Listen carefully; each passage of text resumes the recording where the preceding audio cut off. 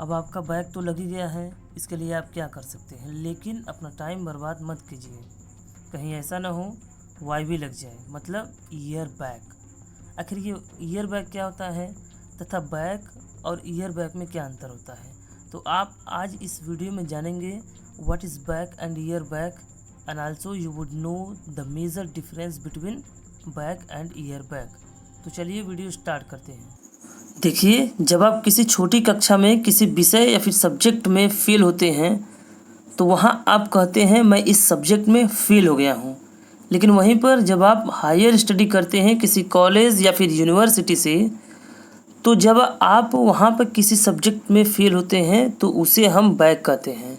जैसे अगर आप पॉलिटेक्निक कर रहे हैं किसी भी ब्रांच से, तो आपको इतना तो पता ही होगा पॉलिटेक्निक की पढ़ाई सेमेस्टर वाइज होती है, मतलब 3 साल में 6 सेमेस्टर अर्थात 1 साल में 2 सेमेस्टर।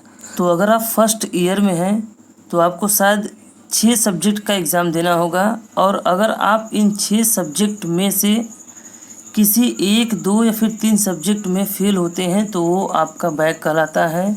हालांकि 1, 2, 3 सब्जेक्ट में बैक लगने पर आपको सेकेंड सेमेस्टर में भेज दिया जाता है, लेकिन अगर आपका पहला सेमेस्टर में 3 बैक और दूसरे सेमेस्टर में 2 बैक आ जाते हैं तो वो आपका ईयर बैक कहलाता है।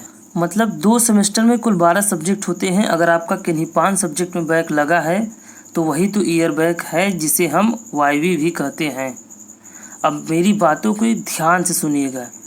वाईवी लगने के बाद आपको 1 साल फिर उन्हीं 2 सेमेस्टर की पढ़ाई करनी पड़ती है, और यही नहीं आपको दोबारा फ़ी भी उतना ही देना पड़ता है।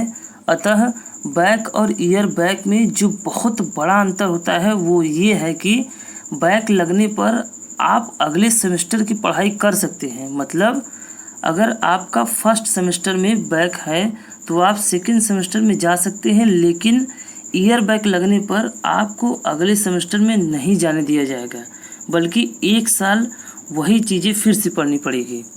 तो यही होता है बैक और ईयर बैक में अंतर। उम्मीद है चीज़ें क्लियर हुई होंगी। इसी के साथ मैं इस वीडियो को एंड कर रहा हूँ। अगर आपको लगता है कि यह वीडियो किसी और के काम आ सकता है तो उन्हें शेयर करना मत भूलिएगा।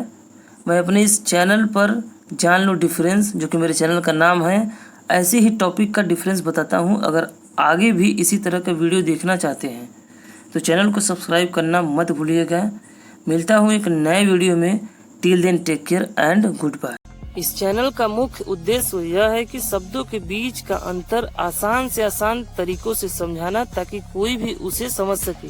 अगर आप अंतर समझने में रुचि रखते हैं तो चैनल को जरूर सब्सक्राइब कीजिएगा। The main purpose of this channel is to differentiate the words in easier than the easiest way so that anybody can understand it. If you want to know, do subscribe to my YouTube channel.